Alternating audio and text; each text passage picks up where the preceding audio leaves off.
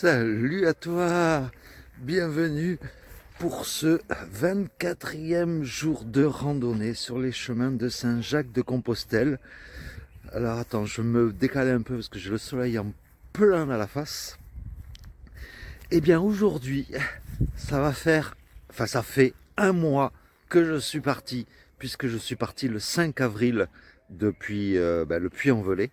Donc voilà, aujourd'hui c'est une étape anniversaire et franchement, bon, les ronflements que tu entends en tout début de vidéo, c'est les ronflements de Julien, un randonneur avec qui on a dormi dans la même chambre, on va dire. Donc j'ai eu un peu de mal à m'endormir, mais ça va quoi, ça devrait aller aujourd'hui. Le soleil est là, une étape de 20 km à peu près. Nous allons jusqu'à Miradou, Sophie et moi, et sur recommandation de Fred ici. Donc nous dormirons dans un gîte qui n'est même pas dans le miam miam dodo puisqu'il vient tout juste d'ouvrir. Mais voilà quoi. Je suis les recommandations des gîtes, enfin des gîteux on va dire, puisque jusqu'à maintenant ça fait 3-4 jours que je suis les recommandations et je ne suis franchement pas du tout déçu. Donc voilà, si un jour tu sais pas où dormir, eh bien tu demandes au gîte dans lequel tu dors, dans quel gîte tu peux dormir la nuit prochaine, et puis voilà quoi, ça marche. Et franchement c'est top. Voilà, et avant de partir, je voulais te montrer la construction du mur en fait. C'est fait qu'avec des galets qui sont complètement tous de la même taille.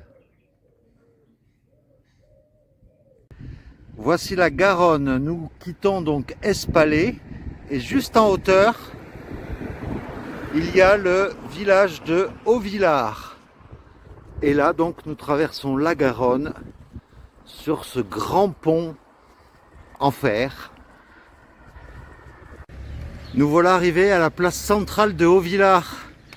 Regarde-moi cette belle halle avec des colonnes tout autour, des maisons à colombage. Je n'en ai rien à foutre.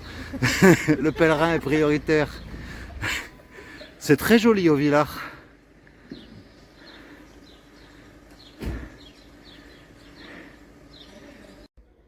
Et pas mal de vieilles maisons à colombage à Haut-Villars. Franchement, c'est un très beau village. Belle découverte. Et nous laissons derrière nous donc la magnifique halle. Et juste à l'entrée du vieux Haut-Villars, tu as une tour de l'horloge, une ancienne porte fortifiée, à savoir qu'il y en avait 3 avant et qu'il n'en reste plus qu'une. Alors en traversant Haut-Villars, dès le début de la montée, il faut savoir qu'il y a 17 représentations de pèlerins dans toute la ville. Et à chaque fois, il y a un symbole de la coquille Saint-Jacques qui est caché. Et donc nous, on en a loupé pas mal. Il nous en reste apparemment 3 autres à découvrir. Mais voilà, donc c'est un petit jeu si tu passes par Haut-Villars. Voilà une autre représentation de pèlerins. Voilà, la coquille cachée, elle est autour du cou. Ouais. Troisième pèlerin. Et voilà le dernier pèlerin. Hein? Tu la vois la coquille? Non. C'est pas au niveau du menton? Non, c'est pas ça. Ah, peut-être. Ouais. Il y a quelque chose au niveau du menton. Donc le dernier pèlerin avant de sortir de la ville, enfin du village. Et puis une petite fresque pour nous accompagner vers la sortie du village. C'est joli.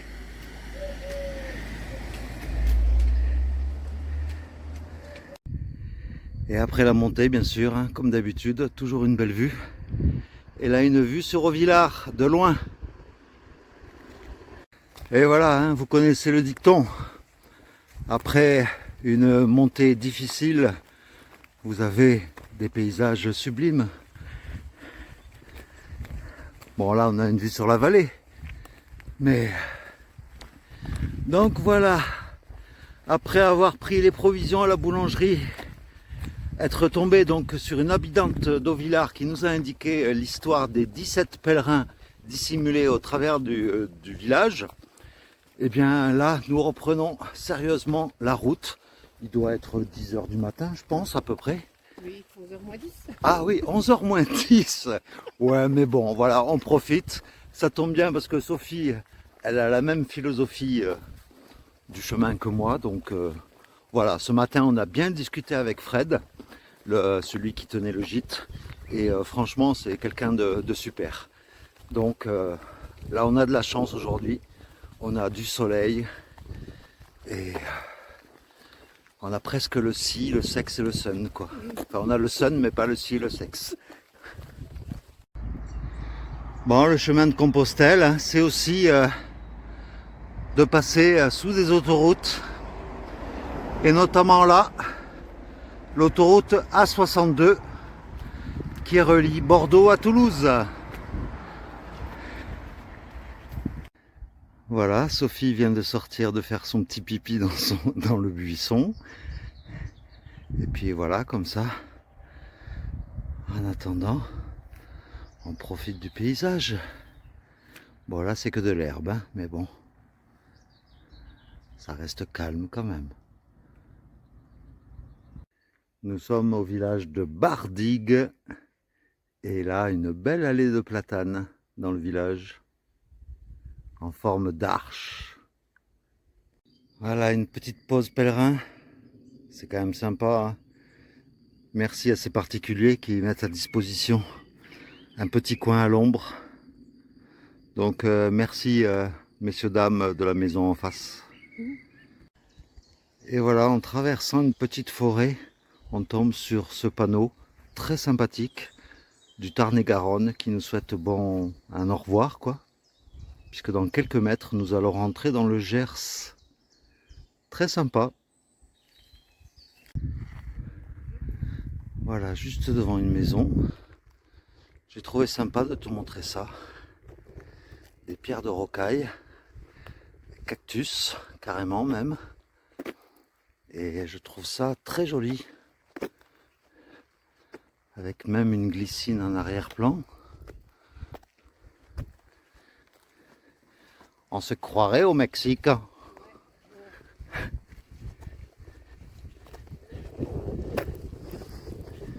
Voilà, donc on continue, on grimpe, on descend. Ça aussi c'est joli. Et donc, on va s'arrêter pour grignoter à Saint-Antoine.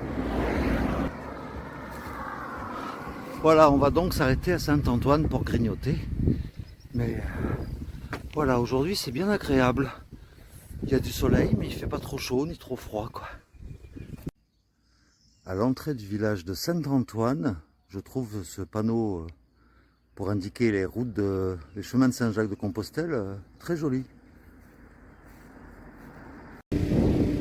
Voilà, une petite attention pour nous les pèlerins. Bon, désolé pour le bruit, mais voilà, l'entrée dans Saint-Antoine est quand même sympa, quoi.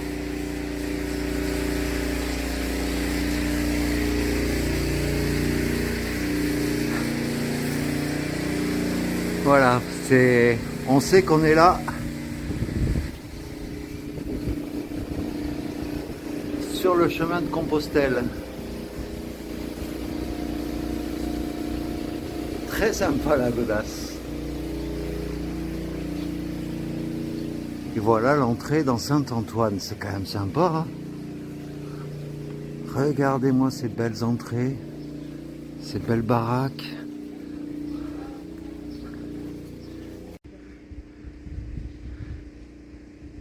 L'église de Saint-Antoine.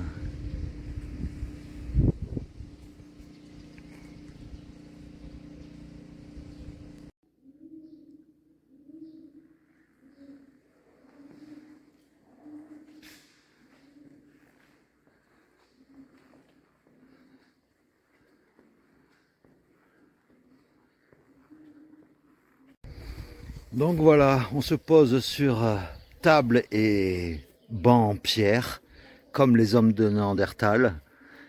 Par contre, une fois que j'étais assis, de loin, j'ai vu quelque chose de sympa.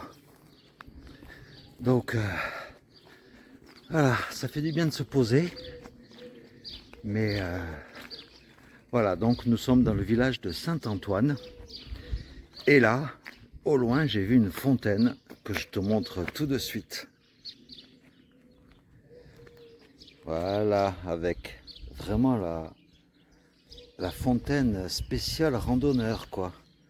Regarde les sculptures du randonneur là. Magnifique.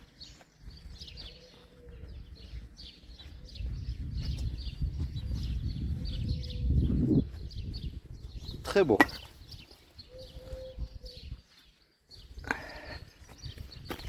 Voilà, donc ça fait du bien de se poser. Et bien là, nous sommes au mois de la pierre. Le mois de la pierre, je ne sais pas, c'est marqué là. Enfin voilà, bon appétit si tu es à table. Nous, on va grignoter. Voilà, le nom exact de là où nous sommes, c'est Saint-Antoine de Pont-d'Arats. Et regarde un peu, des petits pots dans des chaussures de randonnée. Et puis là, je découvre encore, regarde, des petits randonneurs avec des fils de fer. Oh, c'est top.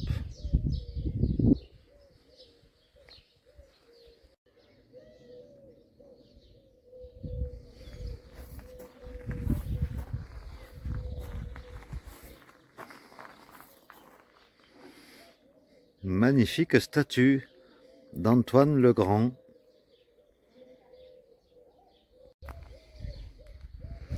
Encore des petites représentations relatives au chemin de Saint-Jacques, avec un randonneur avec son âne. Et c'est devant la mairie de Saint-Antoine. Et en fait, si je dis ça, par rapport à la mairie, c'est que suite à des commentaires que j'ai reçus par rapport à la vidéo de hier, certains me disent que pourquoi les images sont inversées des fois. Eh bien, c'est tout simplement parce que j'utilise la caméra selfie, là, actuellement. Donc, quand vous me voyez, et donc, forcément, avec les caméras selfie, eh bien, voilà, ce que vous voyez derrière, c'est inversé. Et je pourrais remettre les images dans le bon sens, mais ça demande beaucoup plus de travail. J'ai regardé dans les paramètres de l'appareil photo, j'ai pas possibilité de changer ce paramètre là. Donc à la limite, dites-moi dans les commentaires si quand je suis en caméra selfie comme ça, est-ce que ça vous gêne par exemple que le panneau qui est derrière moi, ça soit écrit à l'envers, ou est-ce que ce qui importe c'est de me voir moi, et quand il y a des paysages intéressants à voir, je vous les montre en caméra normale, quoi. Donc voilà, dites-moi juste si vraiment ça vous gêne. Sinon, ça demandera plus de travail pour moi le soir à réinverser toutes les prises de vue que je prends en caméra selfie. Mais voilà, je voulais juste être sûr que ça ne dérange que quelques personnes. Merci à vous. Une belle petite forêt de peupliers, étonnant, le long du sentier. Enfin, du sentier. Sur du bitume. Et ça monte.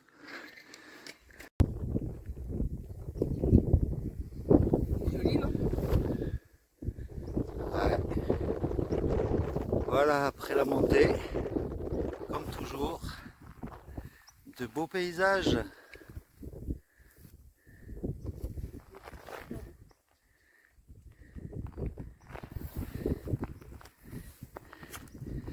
Elle m'a cassé les pattes cette montée.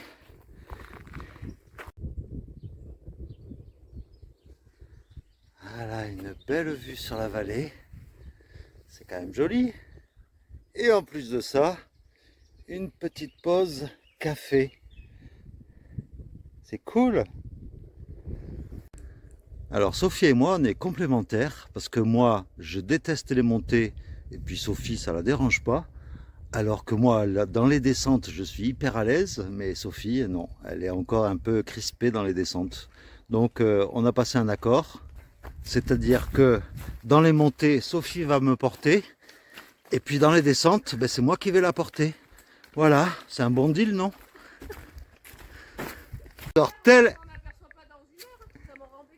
Et elle adore tellement les montées que elle est prête à, après la descente, elle se retape la montée. Tout ça parce qu'elle a oublié son chapeau. Elle est championne. Encore un repos pour le pèlerin, tout coloré. Et en plus, à côté d'un magnifique point de vue avec un lac. On va se baigner, Sophie?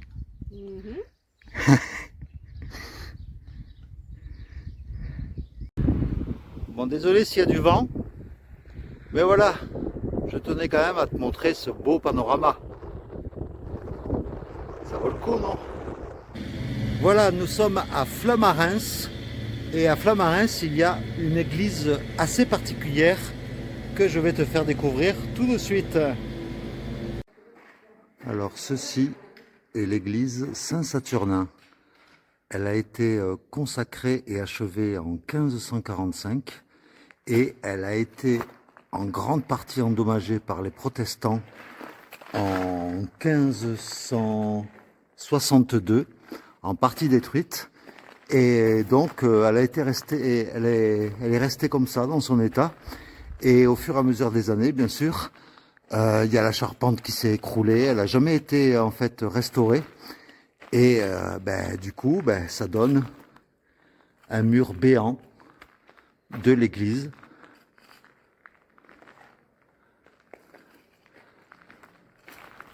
Et ça donne sur la vallée.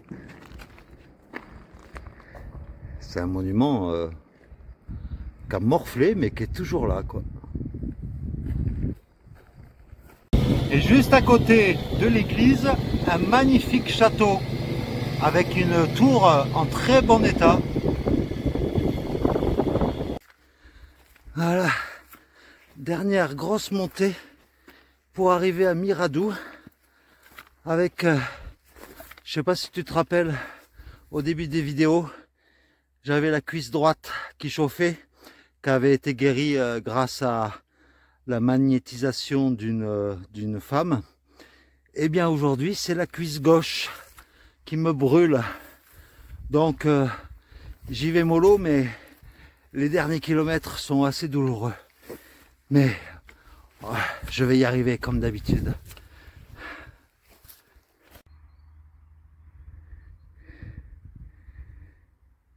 Voilà la magnifique vue que l'on a une fois arrivé en haut de Miradou.